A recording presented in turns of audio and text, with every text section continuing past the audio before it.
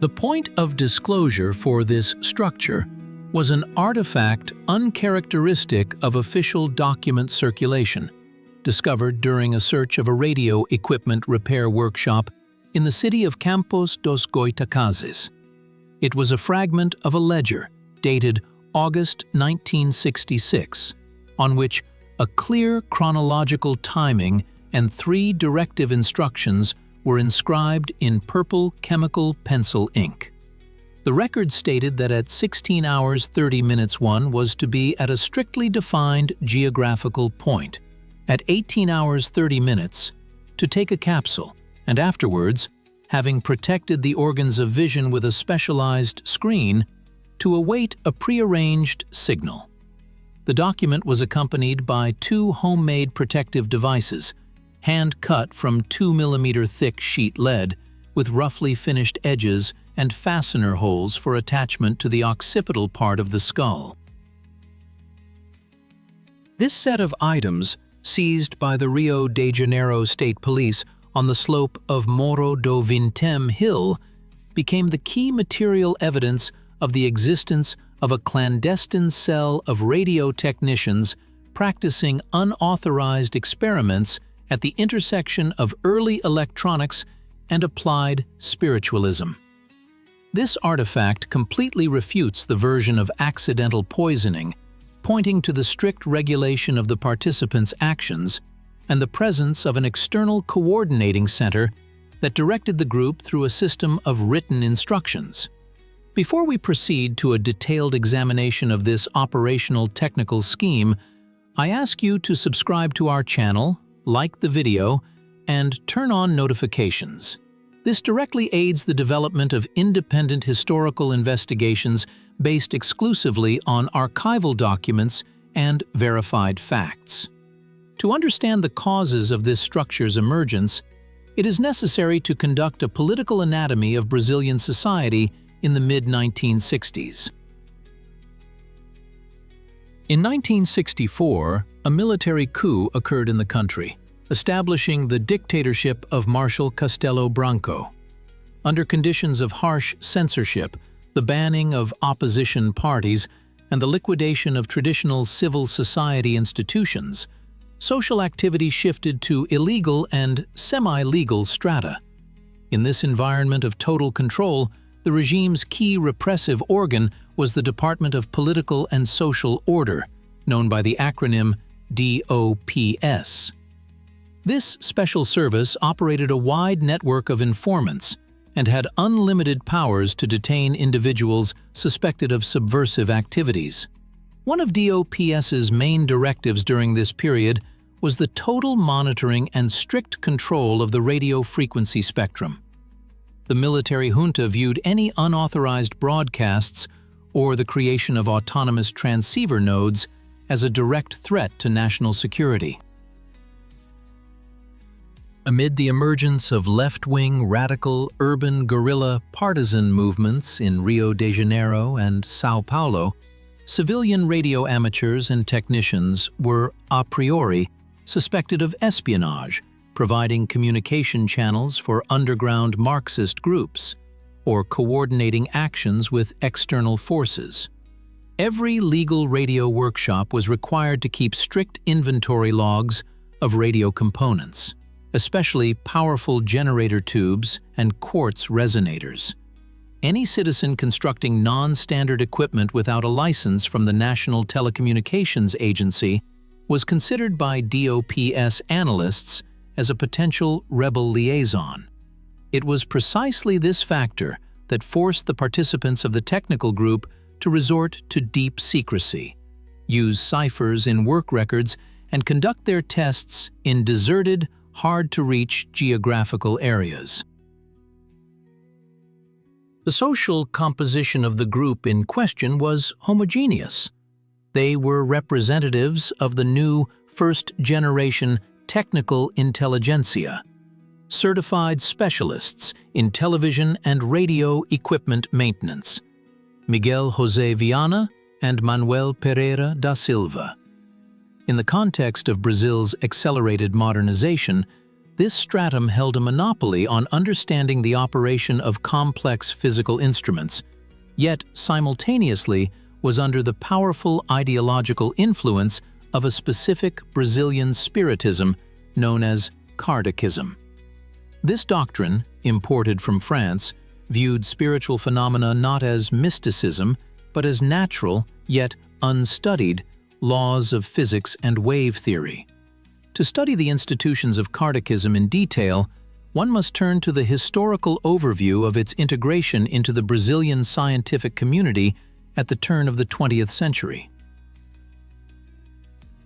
Unlike in European countries, where the doctrine of Allan Kardec remained on the periphery of academic science, in Brazil it found a receptive audience among the engineering elite, military topographers, and doctors.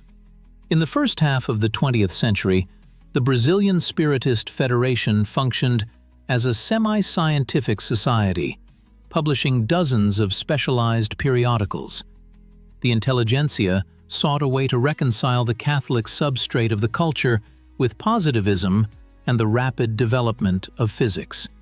In the journals of those years, such as Revista de Estudos Psíquicos and La Revue Spirit, articles by certified engineers were regularly published, drawing direct parallels between the discovery of Maxwell's equations, Marconi's wireless telegraph, and the transmission of thoughts at a distance. Publications from the 60s claimed that radio waves of a certain frequency were, by their physical nature, extremely close to so-called psychic energy, or perispirit, the subtle material envelope of the soul. The electromagnetic field was viewed by Kardecists as an intermediate medium, a kind of ether, through which dematerialized entities could modulate physical signals. Attempts to patent psychotelegraphy devices were recorded. The archives of the Rio de Janeiro Patent Office contain descriptions of devices using selenium photocells and Ruhmkorff coils, which were intended not for classical communication, but for the objective registration of mediumistic fluctuations. The electrical engineering background of the conspiracy's participants overlapped with the conviction that radioelectronic components, cathode ray tubes, super heterodyne receivers, and high-frequency generators were capable of registering signals from other planes of reality or from extraterrestrial civilizations. Thus, the secret society of radio technicians was formed not as a religious cult, but as an underground research laboratory operating outside state control and church oversight. The group's financial flows were ensured by stable income from the legal activities of their workshops. However, an economic audit of the activities of Miguel José Viana and Manuel Pereira da Silva indicates the presence of anomalous monetary transactions inconsistent with the average turnovers of provincial repair shops. The financial situation of their workshops in Campos dos Goitacazes in the mid-60s was stable but modest. The main income came from the per-unit repair of tube radios and the first black-and-white Galaxy brand televisions. At the same time, Brazil, under the military junta, pursued a policy of strict protectionism and import substitution. Massive customs duties, reaching up to 200% of the nominal value, were imposed on the import of foreign high-tech components, precision resistors, oscilloscopes, high-quality insulated copper wire, and vacuum triodes produced in the USA or West Germany. The engineers from Campos could not legally purchase scarce laboratory equipment due to the lack of state currency quotas. This created a colossal black market for electronics in the country, with the port docks of Niterói and Rio de Janeiro becoming its centers. Contraband equipment, decommissioned from American military ships or secretly imported by merchant vessels, was sold through closed channels at inflated prices. From the reports of the commercial bank in the city of Campos, it follows that 3 days before the cell ceased to exist, Miguel José Viana withdrew a large sum of money, amounting to 2,300,000 cruzeiros, from his personal account. The investigative version of DOPS meticulously worked through this lead. Operatives presumed that these funds were intended not for domestic needs, but for an illegal transaction to purchase a wholesale batch of contraband high-frequency generators or specialized chemical reagents from an unidentified intermediary in the port zone of Niterói. The high cost of the components explains why the radio technicians pooled all their available funds and cash savings for this single trip. The mechanics of the conspiracy were built on the strictest secrecy, dictated by fear of the repressive apparatus of the military dictatorship, which saw any unauthorized gatherings as potential cells of leftist radicals. The transmission of orders within the group was conducted exclusively orally during personal meetings at the radio workshop, which served as a clandestine apartment. The system of oaths included a pledge of non-disclosure regarding the technical schematics of the devices being created and the formulas of the chemical compounds used. The details of the logistics and chronology of the participants' movements on the 16th of August, 1966, were fully reconstructed by the investigation using bus tickets, receipts, and witness testimonies at each stage of the route. At 9 o'clock in the morning, Viana and da Silva left Campos dos Goitacazes, boarding an intercity bus operated by Via San Cometa. From the testimony of the bus driver, João Soares, it follows that both passengers behaved withdrawnly, did not engage in conversations with other travelers, and carefully held a heavy leather bag on their laps, which, the investigation presumes, contained the millions of cruzeiros withdrawn from the accounts and lead shielding. They were dressed in identical formal business suits and waterproof raincoats, which was an element of disguise as traveling salesmen to pass through military patrols on the roads without hindrance. At 14 hours 30 minutes, they arrived at the central bus station of Niterói. Immediately after arrival, their route led to the business part of the city. Their presence was recorded at the electronics store Radio Elétrica Fluminense. The store clerk, Carlos da Costa, testified under oath that he remembered these clients well. They purchased 30 meters of insulated copper wire, a set of high-power radio tubes type PL36, and several high-voltage capacitors. At the same time, the customers expressed dissatisfaction with the quality of the offered Brazilian wire and persistently inquired about the availability of American components. After visiting the store at approximately 15 hours 15 minutes, the radio technicians entered a local bar, Canjinha do Norte. The waiter of the establishment, Manuel Jorge, confirmed that the men ordered a light snack and a bottle of magma mineral water. Jorge noted that Miguel Viana appeared extremely nervous, constantly checking the time on his pocket watch, while his partner da Silva was quickly writing something in a notebook resembling a ledger. The receipt precisely for this bottle of water, with a time stamp of 15 hours 40 minutes, was preserved in the pocket of Manuel da Silva's raincoat. The final rendezvous point was chosen as the deserted slope of Morro do Vintem Hill, located in the suburbs of Niterói. The choice of location was due to the area's high radio-technical characteristics. The hill dominated the surrounding landscape, providing a direct line of sight and an absence of shielding industrial interference for receiving high-frequency signals. The timing, recorded in the seized note, was observed to the minute. According to the testimony of a local resident, Raul Nunez, at 16 hours 40 minutes, he observed two men in raincoats ascending the trail to the hilltop in deteriorating weather conditions, an onsetting tropical downpour. The presence of lead masks over the participants' eyes is explained by the technical regulations of the experiment.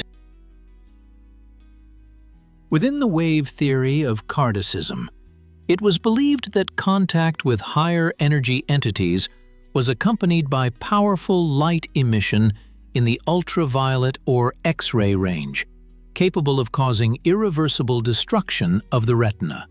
Lead was used as an accessible and reliable radiation filter. A critical audit of this operation's failure points to systemic logistical errors and vulnerabilities in the group's internal security. The structure was exposed not as a result of secret police investigative work, but due to the physical elimination of the perpetrators caused by an unaccounted-for toxicity factor of the substances used.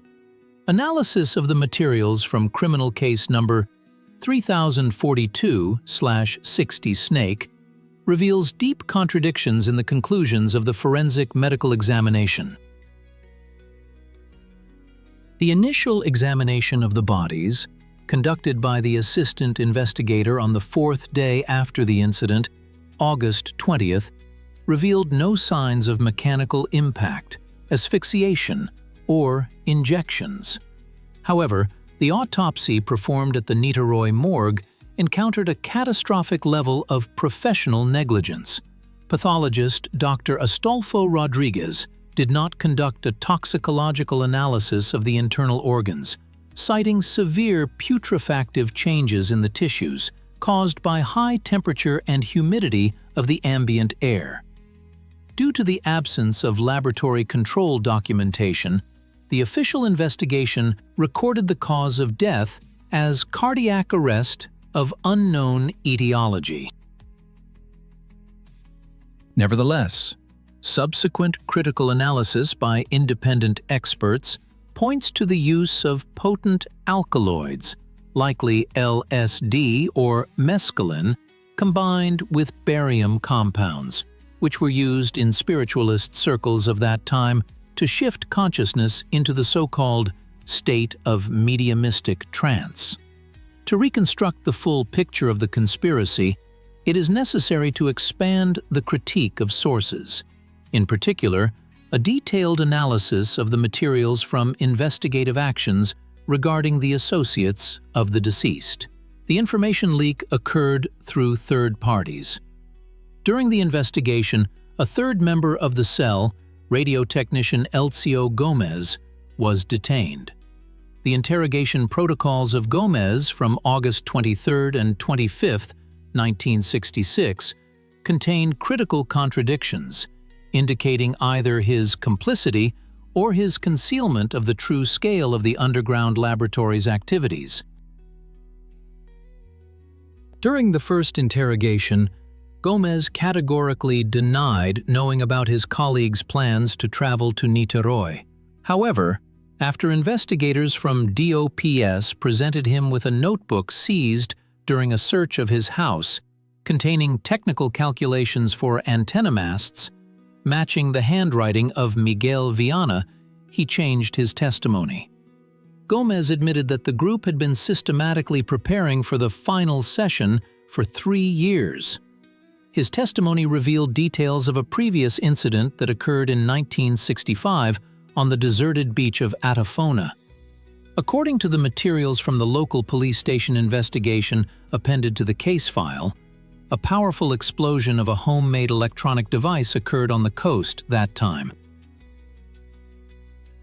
Gomez stated for the record that they were assembling a transmitter based on powerful generator tubes, attempting to send a high-frequency pulse into a thundercloud to stimulate an etheric wave response. The experiment ended with thermal runaway and an explosion of high-voltage capacitors, completely destroying the equipment, after which the technicians were forced to hastily leave the area. Moreover, comparing Gomez's testimony with archived reports from the state criminal police of Espírito Santo revealed another precedent, completely silenced by the official investigation. In 1962, on a hilltop in the Itapemirim region, the body of another radio technician, Hermes de Fonseca, was discovered. The circumstances of his death completely duplicated the incident at Morro do Vintem. The deceased lay in a formal suit on a homemade canvas bedding, and nearby was a crude lead mask covering the upper part of his face. The toxicological examination of de Fonseca's body was also not completed at that time due to technical reasons. This coincidence points to the systemic nature of the clandestine experiments conducted by an entire network of radio technicians across Brazil, where Gomes could have played the role of a liaison or supplier of instructions. Gomes's testimony, however, bears clear traces of pressure from investigators of the Department of Political and Social Order. He repeatedly changed the chronology of events, trying to deflect accusations of the premeditated elimination of colleagues in order to seize the sum of 2 million cruzeiros, which was never found at the scene or during the search of his residence. The documentary epilogue of the lead masks case demonstrates the complete liquidation of the group's infrastructure. According to the property inventory compiled by the court bailiff of Campos, 3 Tektronix brand oscilloscopes, 42 electronic tubes of various modifications, client ledgers, and a 5-year collection of the French magazine La Revue Spirit were seized from Viana and da Silva's workshop. The Society's archives, containing transmitter schematics and records of previous communication sessions, were completely seized by Brazil's state security organs and classified under the pretext of investigating a case of subversive activity against the regime. This precedent had a significant impact on the legal system of the era. Amendments were introduced to the Brazilian Criminal Code, tightening liability for the illegal trafficking of civilian-banned radio transmitting devices and conducting unlicensed chemical biological manipulations. The case was officially closed in 1969 due to the absence of a crime committed by third parties, leaving in the police archives only the dry crime scene inspection reports, 2 lead plates, and the unresolved financial trail of the vanished millions of cruzeiros. An examination of the case at the level of macro-historical processes reveals a pattern. Under conditions of suppression of traditional channels of political expression, technical thought inevitably seeks an outlet in alternative forms of organization. The lead masks of Morro do Vintham Hill were a direct consequence of the institutional crisis of Brazilian society in the 60s, when a crisis of faith in state institutions forced specialists in the exact sciences to apply engineering methods to the investigation of the transcendental, which led to their physical elimination under the influence of factors they mistakenly believed to be fully controllable. The archival folders of the Rio de Janeiro State Police still hold these yellowed pages, testifying to how meticulously planned logistics and precise calculation of radio technical parameters can become an instrument of a tragic finale, recorded in a dry, legal document. This concludes our detailed investigation. Thank you for your attention, subscribe to the channel, and until we meet again on the air.